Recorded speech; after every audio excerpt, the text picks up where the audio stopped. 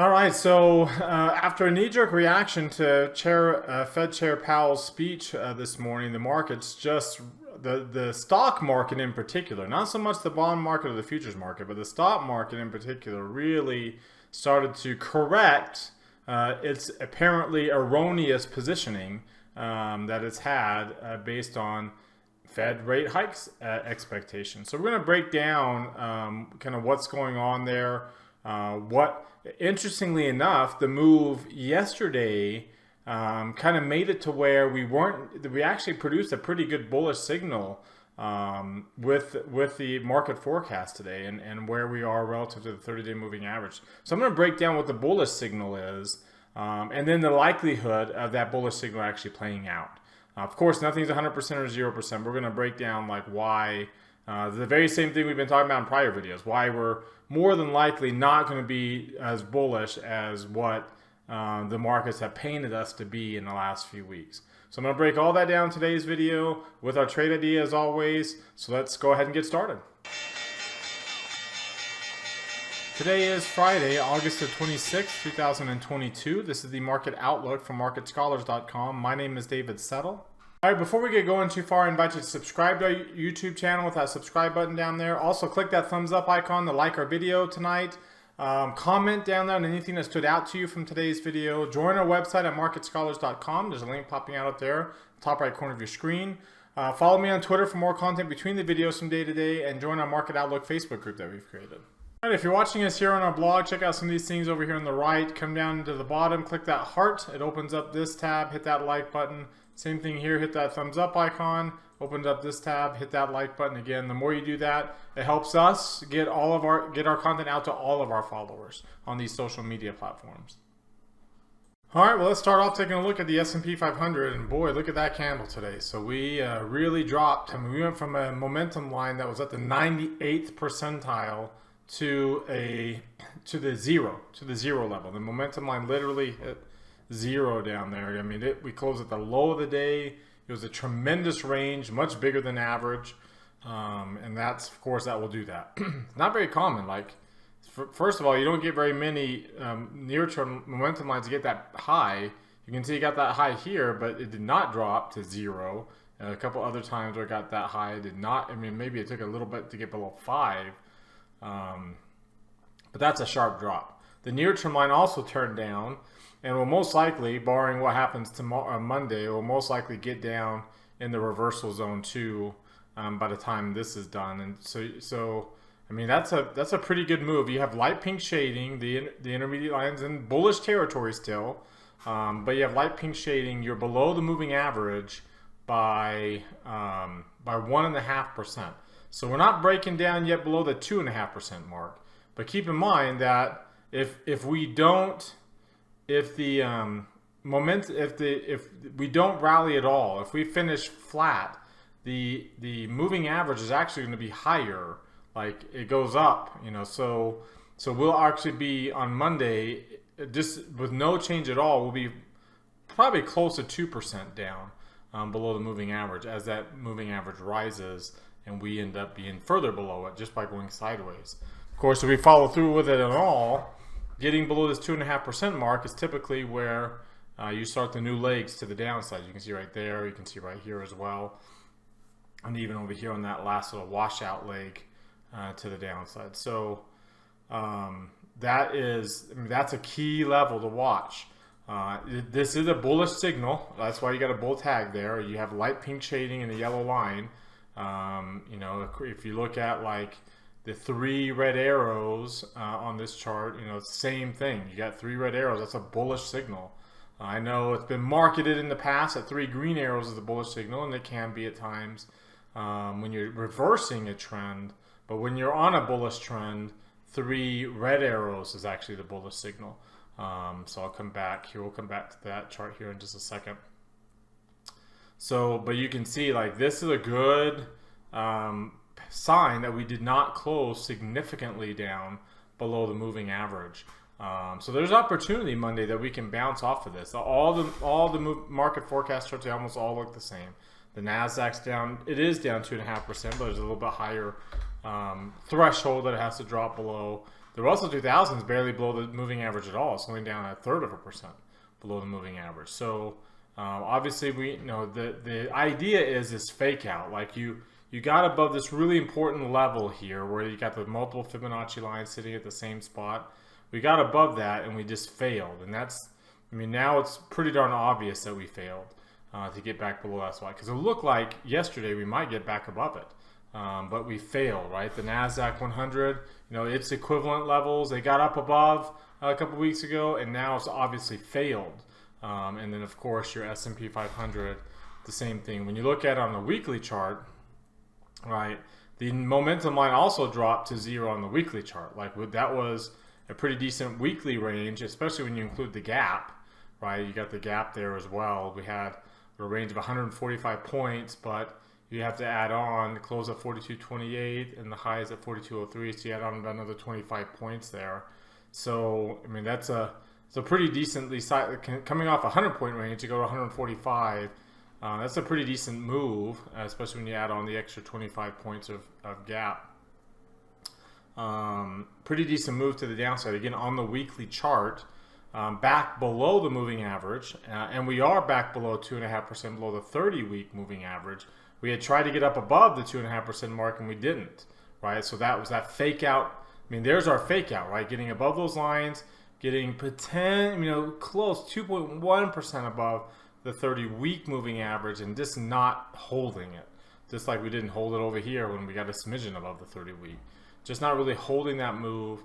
And you can see closing below last week's low, closing below the week before that's low, the week before that, like closing below multiple weeks lows and engulfing that pattern from a few weeks ago. The near-term line had been bullish, had been really bullish, more bullish than we had on either of these other near-term rallies here in late May and also in late March. So much more bullish. Like we got above 90, we stayed there for a few weeks. Much more bullish there, but just like that, you're already back to being bearish. It was a higher near-term peak than the last near-term peak, so we have that going for us. We're coming off of a lower near-term low point, and we did end up getting up to a higher near-term high. So now the expectation is that we will, potentially come down here to a higher near-term low point. If you look at, now keep in mind, we only have a week left for this monthly chart to play out. Let me get to a monthly chart here. We have one more week left for this monthly chart, and you can see we did get 2.5% above in July. We had that bullish signal there, light pink shading yellow line in a bullish chart, which is really bullish, right? We can see the other times that we've gotten that. So that was a really good bullish sign going into the month of July. But now you can see on this monthly candle, again, we still got a week left, but we're getting a pretty decent upper shadow. Again, there's the failure of these lines, these really important Fibonacci lines right there, those three. But so not being able to stay above there and then producing a long upper shadow on a monthly chart isn't necessarily the best sign. The near-term line, it did get up into bullish territory. Avoided the being significantly bearish. Like we haven't had the near-term line drop into the reversal zone since that first little drop in May of 2010. We haven't had it since then, this entire bull market.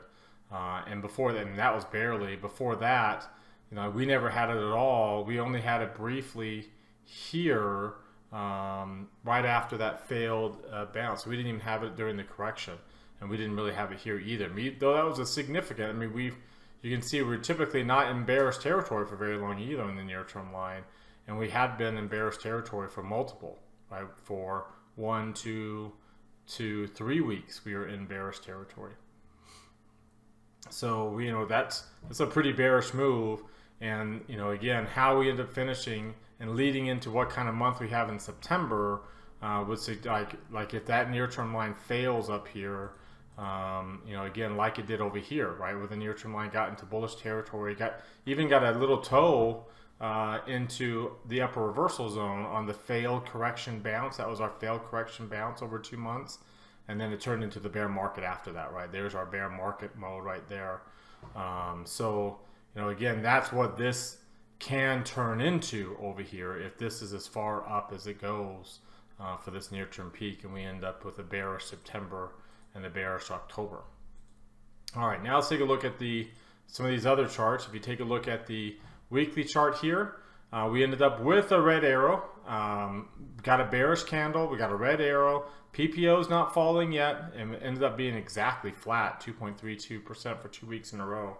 But again, that's a bearish reversal. Like we saw that here that week of April the 11th. Red candle. The PPO did reverse. It was actually still positive, but it did reverse to the downside there, and you got the red arrow. So this is our first time.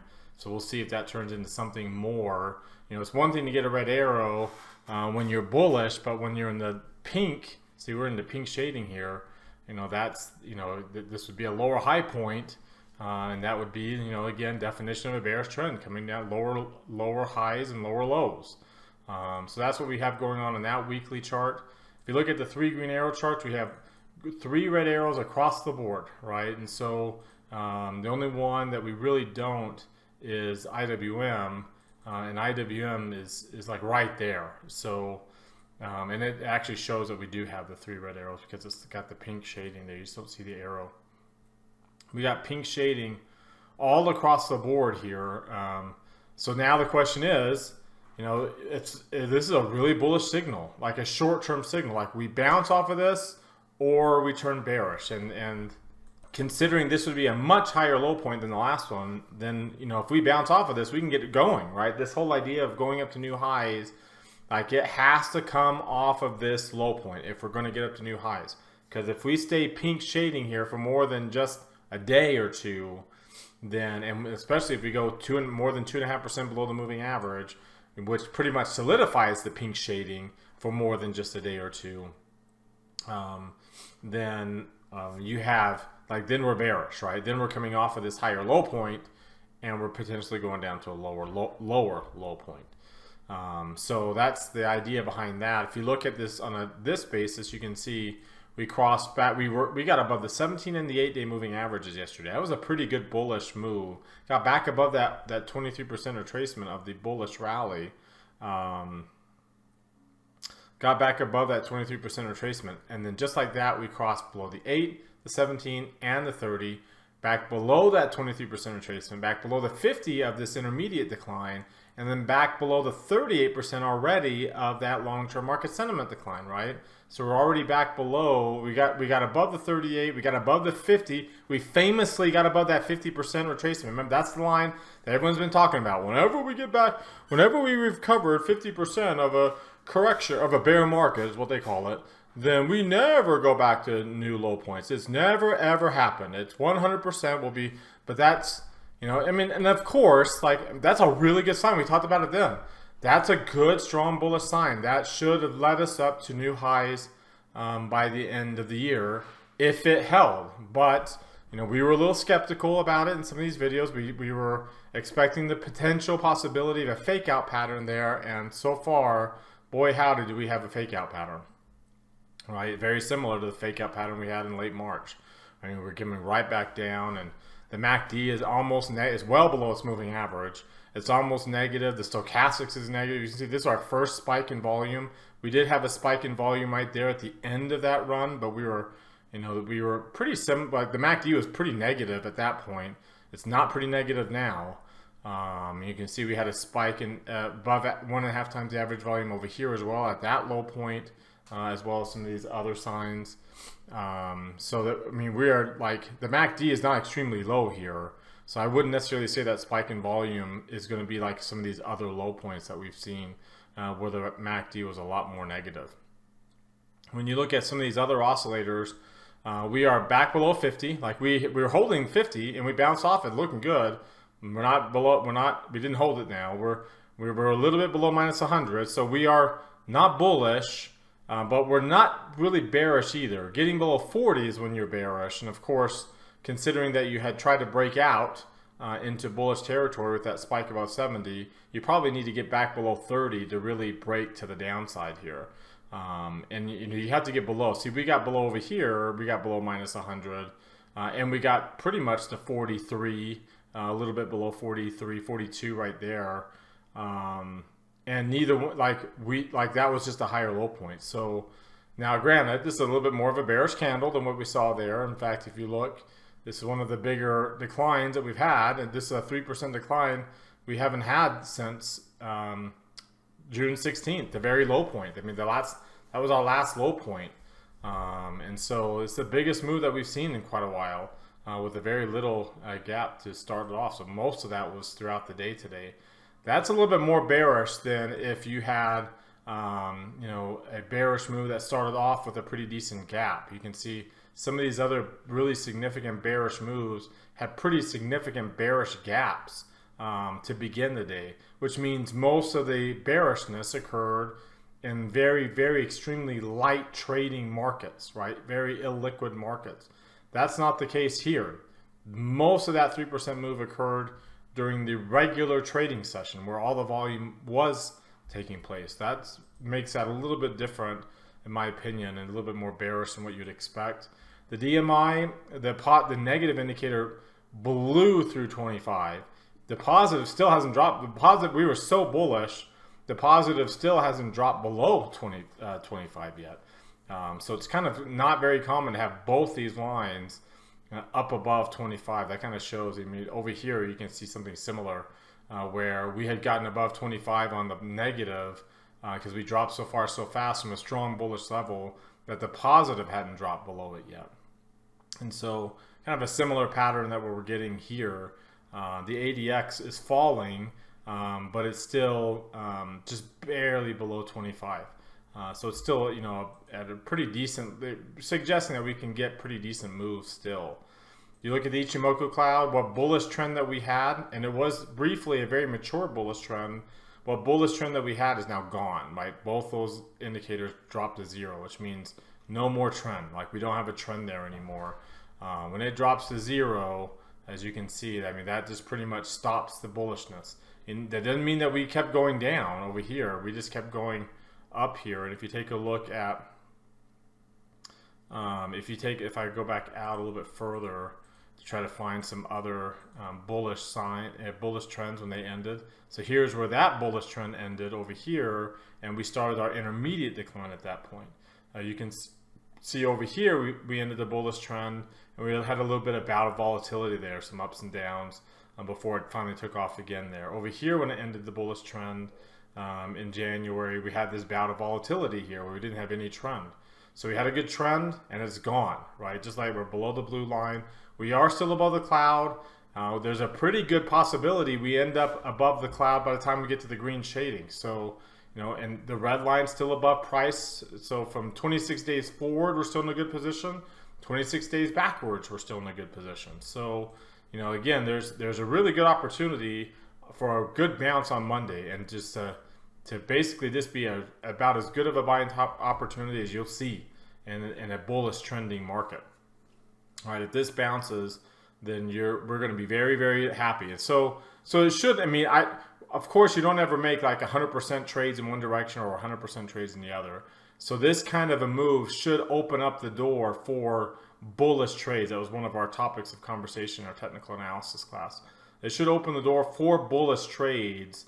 I mean, not a bunch, right? Not a lot, but some in case, because we'll know really quickly if it's not going to work out, like it will break down and you take small losses. But if it bounces, we can get some really good returns on those trades.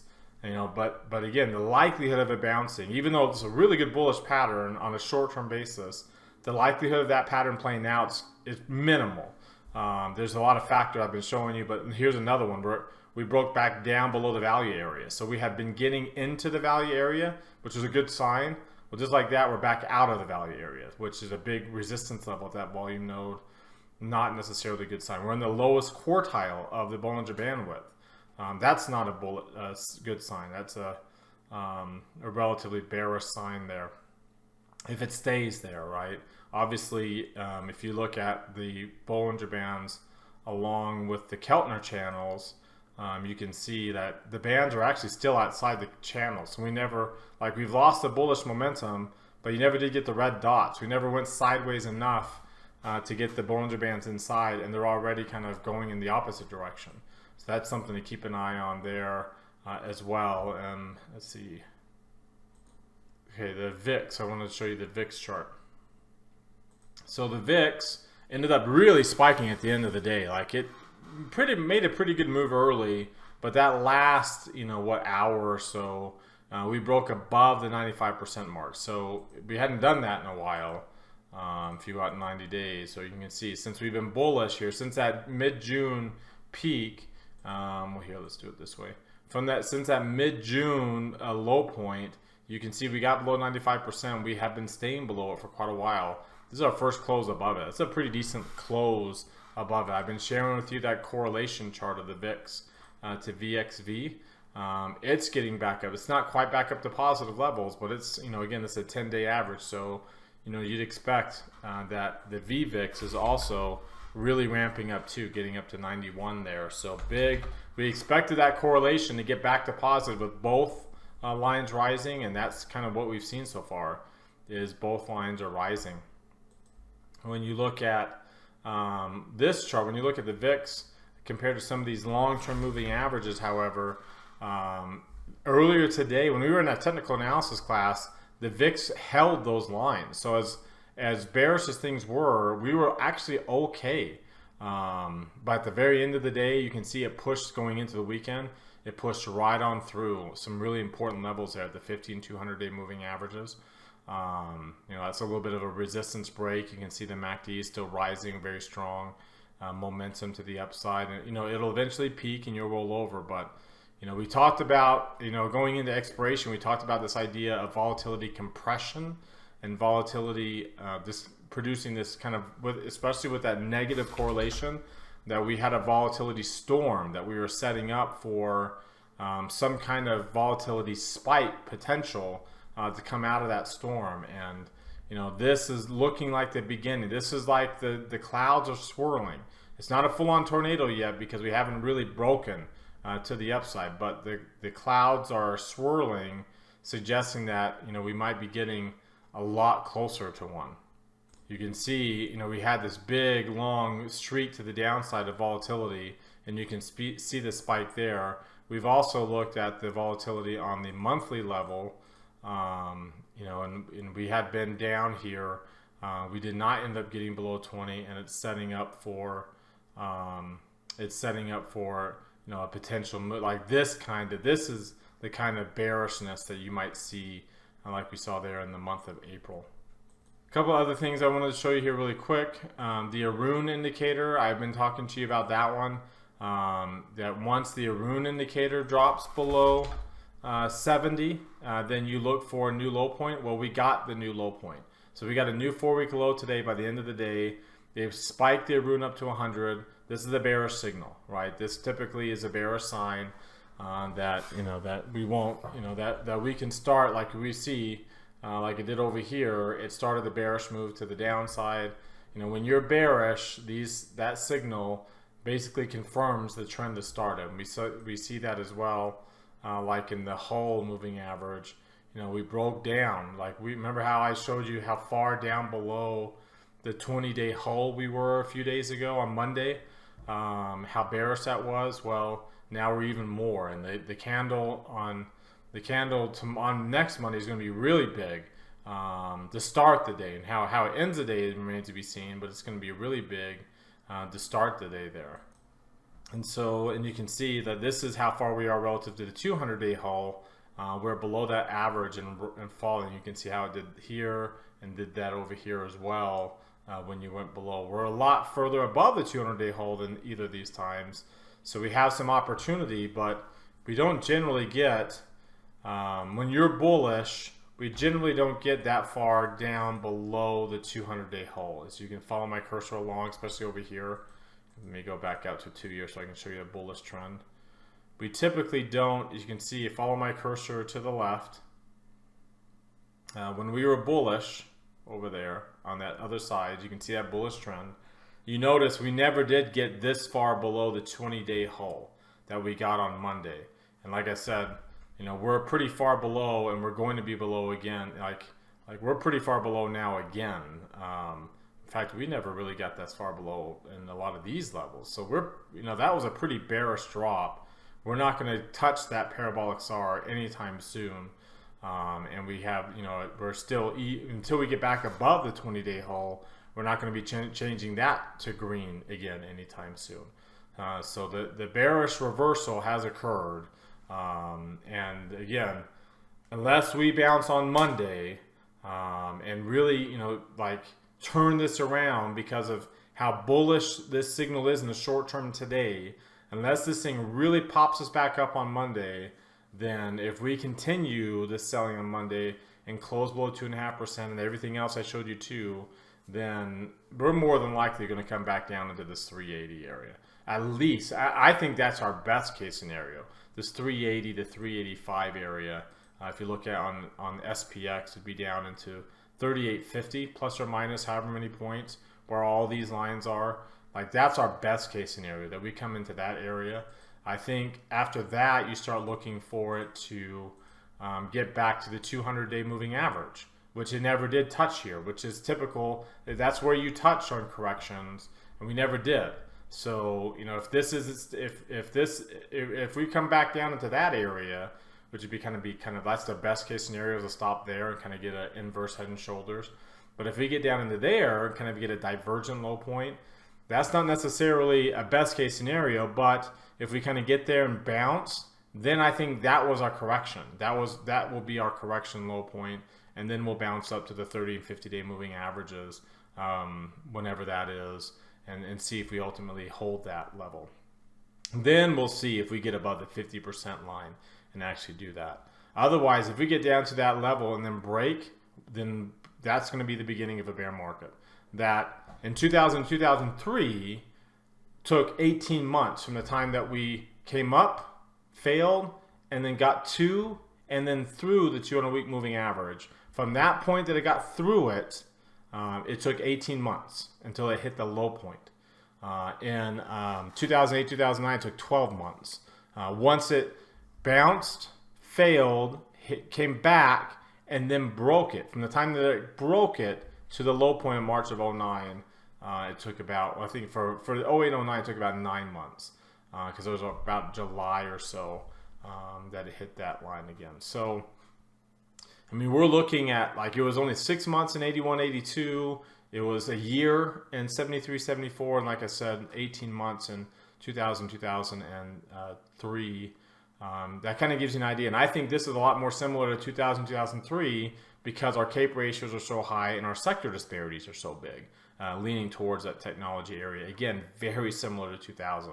So I think the type of bear market that it takes to rectify those disparities is, we've seen it before, and that's kind of that would be an expectation of what we should expect to see again this next go around. What do you think? Do you agree with that? Do you disagree? Let me know in the comment section below, especially if you disagree. What charts or indicators are showing you to be a lot more bullish, more bullish than I am right now, or maybe you're a lot more bearish than I am right now. Post that in the comment section down below. All right, now let's take a look at what's driving the price action. You can see, we had this really good rally. We had 3-month returns, really good returns for the Qs and for the Russell for that matter, and they're just both struggling. If you take a look at just today alone, here, go to August, and we'll go to August 26th. And again, just looking at today alone, obviously we know it was the Powell speech, and there was a knee-jerk reaction to it initially, but then it just kept dropping. Finishing at the lows of the day, the Q's down 4%, S&P down 3 1/3%, IWM down 3 1/3%, EFA down. Emerging markets actually held up pretty nicely, only down 1.5%. So they outperformed quite a bit there. Gold was down because you had an increase in commodity prices, which is interesting. Again, that's usually, this is a risk asset class, and it got pushed down. You had an increase in the dollar, which is again not a risk asset class, a safety trade. But it has been late, it's been kind of what's been pressuring. The one trade that did not go as the rest of it did was TLT. This would mean yields were down, and typically higher yields this year have been synonymous with higher commodities and a strong dollar. So those three things have been what's driving. If I go back to August 17th, remember when this idea that we had this narrative shift, right? In this narrative shift that we had broken inflation, right? Inflation had peaked, commodities were softening, yields are coming down, the Fed's going to stop raising rates. And not only will the Fed stop raising rates, but because things have been so bearish, like 2018, 2015, that the Fed would pivot, right? The Fed pivoted in 2018, 2015, but there was a reason why the Fed pivoted there at those levels, right here. There's a reason why. So if I were to come over to, let's see here, it'd be this one. This is the real Fed funds rate for the real Fed funds rate. So it's the Fed funds rate normal with the CPI, adjusted for the CPI. And you can see it's down at negative levels that were even worse than what we saw in the 70s. But if you look at the 2015, when they pivoted here, they pivoted because the real rate of return, the real rate was, by the time they stopped in December 15th, they had the one rate hike. It had been positive and was just barely negative. In 2018, fourth quarter 2018, they pivoted. They stopped their QT, which they've been doing all 2018. They stopped their QT, and they actually eventually dropped interest rates here in the summer of 2019. They could do that because the real Fed funds rate was positive, which means that the Fed funds rate was higher than the rate of inflation, the year-over-year growth rate for inflation. That's not the case right now. Right now, the rate of inflation is actually a lot higher than the Fed funds rate, and that's not normal. Usually, the Fed funds rate is higher when they can start to, whenever they can start to do, pivot in the other direction. As you can see back over here. So in the speech today, and this is kind of what I tweeted out. I tweeted this out earlier. In the speech today, they basically said that they were going to learn from the lessons of the 70s. In the early to mid 70s, when they tried to combat high levels of inflation there, they ended up with a real Fed funds rate down to 5%. That's a big spike to the downside. It's not good. And so they resolved it by raising interest rates, but they didn't get interest rates above the rate of inflation. They didn't get above it there, and then the second try, they barely got above it before you had the other spike to the downside here. And so the lesson learned there from Arthur Burns this go around to Paul Volcker this go around was you have to kill inflation by raising rates, raising Fed funds rate well above the rate of inflation and keeping it there, in this case for years. And that's what they talked about today. That's what Powell was saying, that's the lesson they learned then, and that's what he was going to apply now. And so again, we are currently at a lower level now, so they are a lot further behind the curve now than they were even then. So for them to get up to, at least 2.5%, right? They've got a long ways to go for them either raising rates themselves. And if you notice, like the odds of a rate hike here didn't change today. Like if you go back out to September, let me refresh the page. If you go back out to September, you would think, oh, well, that they were hawkish. The Fed's going to raise rates more. Nope. The rate of change, like it's higher than it was a week ago, but it's not higher than it was yesterday. Like we were at a 40-60 split yesterday. We're still at a 40-60 split. The market's not pricing in that much more of a likelihood of a 75 basis point hike. We were pretty decent odds of about 86% of 100 basis points to the end of the year yesterday. That's where we're at today. So nothing changed from a rate hike perspective. Nothing changed from a bond market perspective. The 10-year note didn't raise very much. The 2-year note raised a little bit, but only to these current levels where you're already at, basically it's already pricing in a 50 basis point hike. So the only thing that changed was the only market that was not where it should have been, and that's the stock market, right? And you can see the stock market is finally correcting back to where the bond market and commodities and the dollar already were. Again, looking at commodities here, and you can see, remember, they got above their 30-day moving average. They pulled back yesterday, but they're still above their 8-day moving average today. Looking at the 10-year yield, they got above its 50-day moving average. It pulled back yesterday. It's still above its 8-day moving average here. Looking at the dollar, right? The dollar, has been trying to get above, this, trying to get above this level, this peak from the middle of July, And you know, a lot of people talking about double top there, and we did break down below that at the open today, but then rallied up sharply. Again, not necessarily the best sign, especially when you look at it compared to the euro, where there's a lot of recession potential.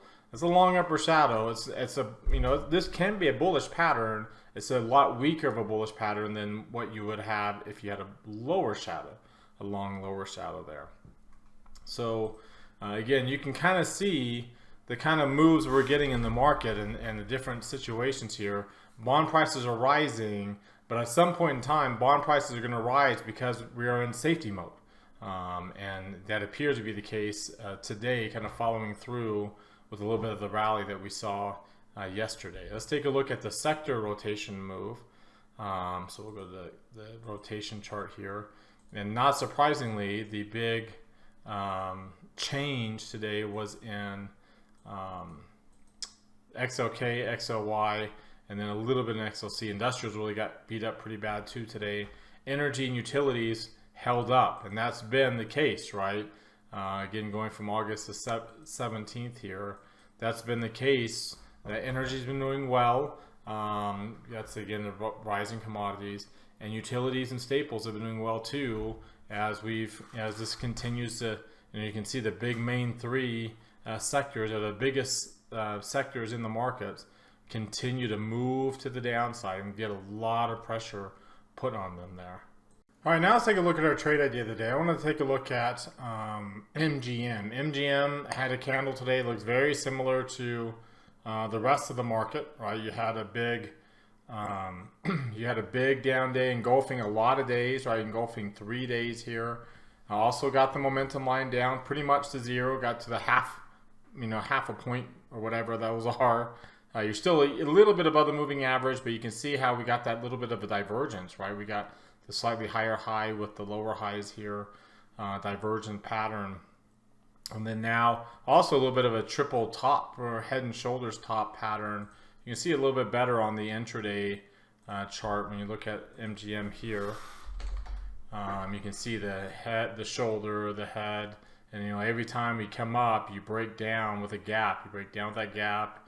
You come up here, you break down this kind of a gap, like it happened to occur during the very early part of the session of the morning, and you can see how it also closed at the low of its day, closing below the 4-week volume profile, the 4-week value area, and really breaking down pretty hard. Lots of volume there as well. If you look at the 3 green arrows, the MACD and the stochastics, you can see we did get below the 17-day moving average like we did on Monday. This one's a little bit more significant because we crossed below the 8 and the 17-day. Didn't quite get below the 32. You can see we are below the value area, and the MACD is well below its moving average and moving lower in the stochastics, and its moving average also moving down into the lower half of the chart. So it appears that you're kind of picking up steam for a little bit of a bearish divergent move to occur, which means we might be bearish for a while. And you can see there where the resistance is. When you look at like directional movement index here, you can see we have been pretty bullish. Now that negative indicator is really ramping up. The positive is moving down. You look at the RSI and the CCI charts, and you can see that same thing. We got this little bit of divergent high point there on both of these. And then this peak wasn't nearly as bullish. Like it didn't even get above 60. This one barely got above 0. So it appears that was a very weak high point, obviously, as you can see with today's move. So, but I don't really know like how much more downside, it can get down to maybe 30 or so. There's not a whole lot of opportunity. And since we're 20 days to expiration, what I thought I'd do here is do a bear call spread with 20 days out. So selling the 35, buying the 37.5. That gives me a $2 wide spread. I think we ended up getting 54 cents is what we got filled in at during the Market Outlook Live session. So make sure if you're a subscriber, make sure you're checking out the Market Outlook Live, where I review all the previous Market Outlook trades to see whether we should close any of them. And then I put this on before the market closed today. The stock's down actually a little bit from the time we got into it during the Market Outlook Live. But you can see it's a full maximum gain. Here we go, full maximum gain with typical gain, a little bit more than normal return. With that break even there, pretty much right at these highs. If I look at on the intraday chart, we'd have to get back above those highs and then some, and then break through and start filling in that gap there for us to really reverse to get stopped out on that bear call spread. So we really like that setup there, and again, it doesn't have to go down anymore, and if it does, then I'll just be able to get to my gain pretty quickly. But there's a pretty good probability, and that probability has increased even more since we got into the trade, and that's kind of the point for this. So we get a pretty decent return for the risk with a relatively high probability of getting it. Alright, well that wraps us up for today. You've heard from me now. Now I want to hear from you. Use that link popping out in the top right corner of your screen. That takes you to our Market Outlook forums. Open up any new thread there with any questions or comments you have. Reply to anybody else's thread. Let's keep this conversation going in between videos. As always, thank you very much for watching. Remember to subscribe to our YouTube channel. Hit that thumbs up icon. Comment on the video. Like us on Twitter and Facebook. Join our website at marketscholars.com for free. Have a great rest of your weekend, everybody, and we'll see you all on Monday.